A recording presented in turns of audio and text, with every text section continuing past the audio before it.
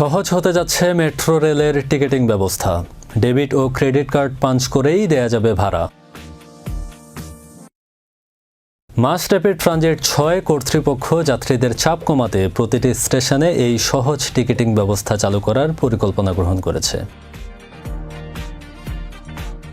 মঙ্গলবার Dhaka mass transit company লিমিটেডের পরিচালক নাসির উদ্দিন আহমেদ বলেন, আমরা নতুন প্রবেশপথ ও বহির্গামী গেট ব্যবহার এবং সহজে টিকিট সংগ্রহের নতুন ব্যবস্থা চালু করার জন্য দরপত্র আহ্বান করেছি, যা স্টেশনে যাত্রীদের চাপ কমাবে। তিনি আরও জানান, প্রতিটি স্টেশনে 4টি অতিরিক্ত সহজ প্রবেশপথ স্থাপন করা হবে, যার মধ্যে 2টি প্রবেশপথ এবং 2টি বহির্গামী পথ হবে।